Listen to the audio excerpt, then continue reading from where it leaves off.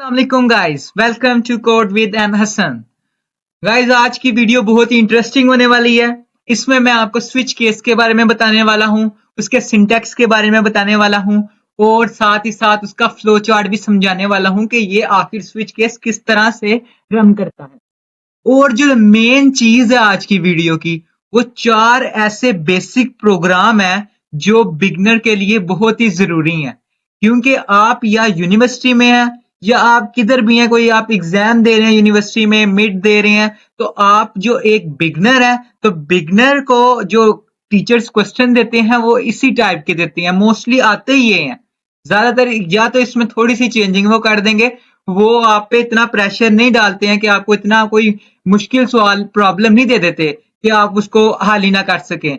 तो आज की वीडियो आपके लिए बहुत ही इंपॉर्टेंट होने वाली है। तो साथ ही साथ अब हम चलते हैं स्विच केस पे। सबसे पहले देखते हैं कि स्विच केस आखिर होता क्या है।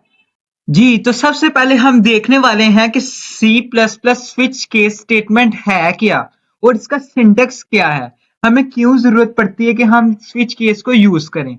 जैसे कि आपके पास बहुत ही मल्टीपल चॉइसेस हैं, उसमें से आपने किसी एक को सिलेक्ट करना है, उसके लिए भी हम स्विच केस को यूज करते हैं।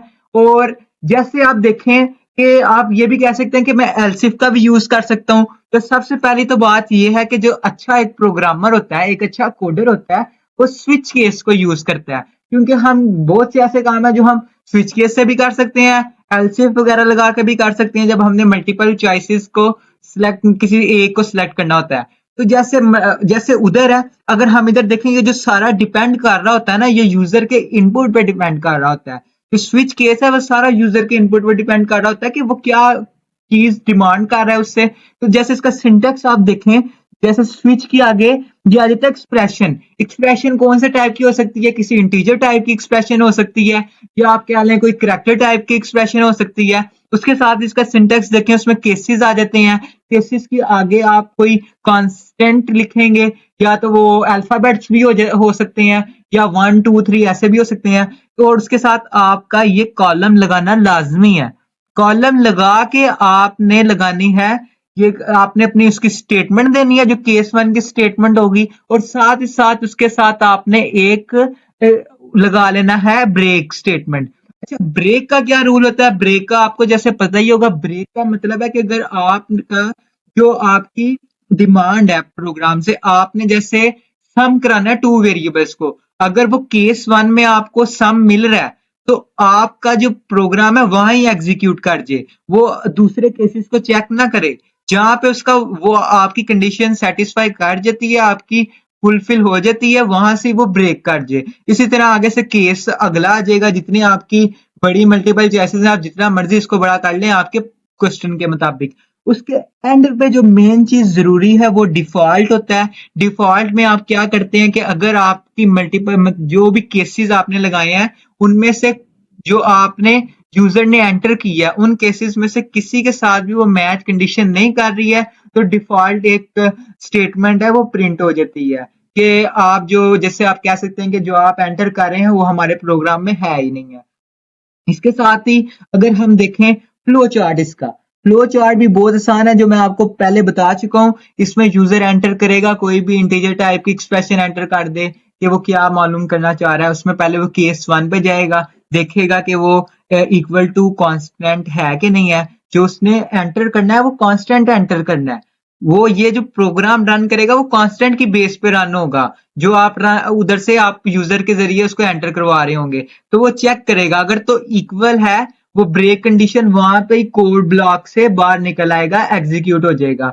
अगर तो नहीं है, फिर वो अगली पे जाएगा, और अगर उसमें मिल जाता है तो आगे चला जाएगा, उसमें भी नहीं है उससे आगे चला जाएगा।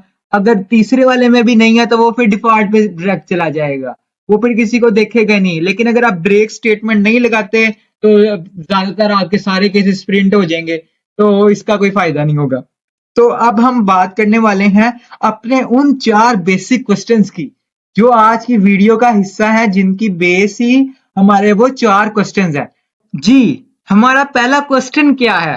Right a C plus plus program to input an alphabet and check whether it is vowel और कॉन्सोनेंट यूजिंग स्विच केस। वो हमें कह रहे हैं कि स्विच केस को आपने यूज करना है।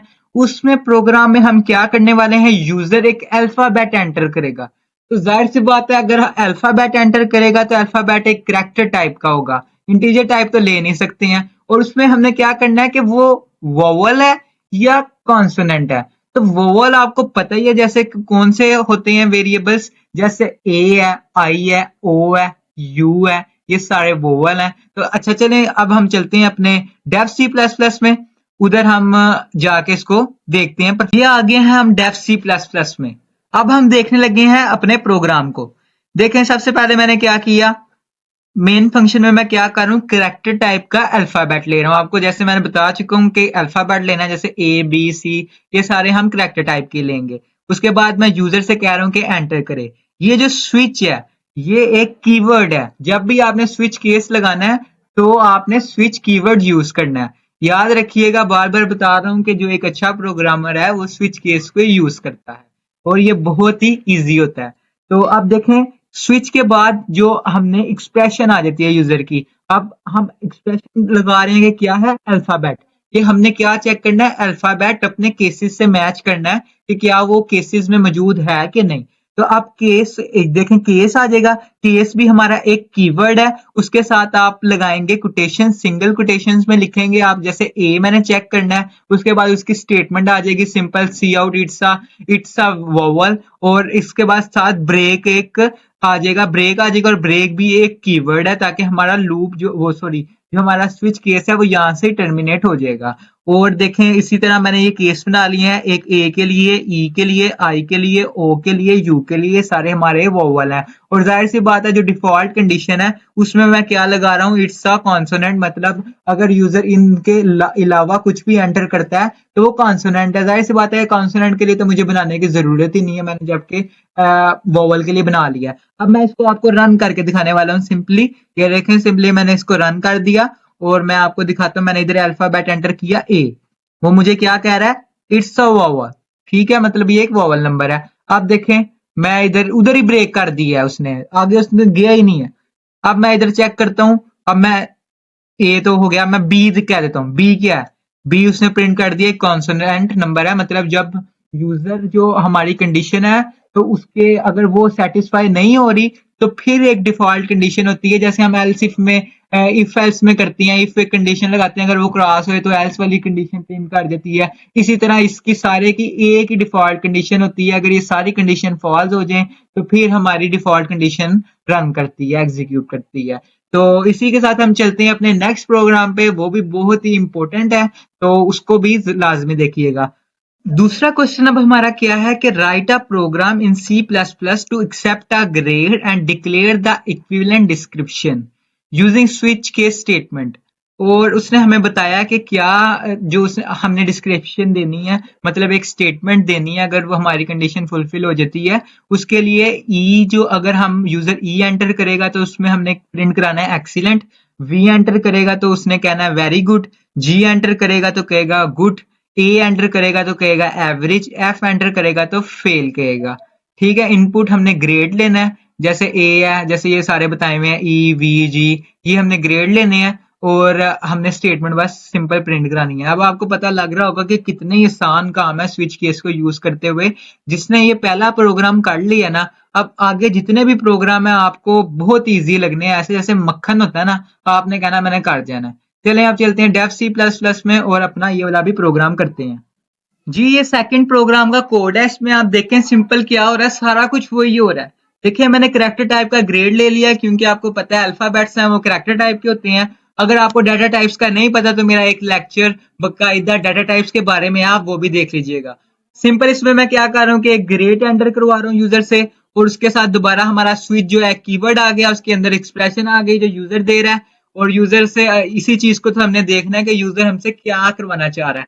और उसके बाद उसी तरह से केस आ गया, पहला केस भी एक कीवर्ड है, उसके बाद सिंगल कोटेशंस में आ गया हमारा कांस्टेंट। और जो अगर यूजर जो एंटर करेगा वो हमारे कांस्टेंट से इक्वल होता है तब भी हमारी ये जो स्टेटमेंट है वो एग्जीक्यूट होगी और यहाँ से हमारा प्रोग्राम ब्रेक कर देगा। तो सिंपल सारा कुछ वही हो रहा है। इसी तरह हम वी के लिए चेक करें, जी के लिए, ए के लिए, एफ के लिए, डिफॉल्ट में मैंने सिंपल लिख दिया your enter grade is not found. ठीक है। यहाँ पे कोई भी मैसेज आपने देना होता है कि अगर ये सारी कंडीशन आपकी नहीं हो रही है तो आपने वो देना है। ठीक है, तो मैं इसको रन करके आपको एक बार दिखा देता हूँ। ये देखें, मैंने यहाँ पे ई एंटर किया, उसने कह दिया एक्सीलेंट। एक और हम कर लेते हैं। इधर मैंने लिखा ए लिखा, उसने लिख दिया एवरेज। अब मैं कोई ऐसा एंटर करता हूँ वेरिएबल, ऐसा करैक्टर एंटर करता हूँ कि जो हमारे प्रोग्राम में है ही नहीं। जैसे मैं एन एंटर कर दिया, अब एन के लिए देखिए उसने कह दिया your enter grade is not found. ये बहुत अच्छी चीज है। ये बहुत ही स्विच केस जो है बहुत ही अच्छे लेवल की चीज है। जो अगर इफ एल्स को आप देखें उसमें आपका प्रोग्राम एक तो लेंथ ही हो जाता है बहुत ज्यादा। आपने दोबारा एलसिफ लगाना था, इन केस की जगह आपने लिखना था elif grade is equal to E. अगर ये कंडीशन है तो फिर आप ये प्रिंट कर दो।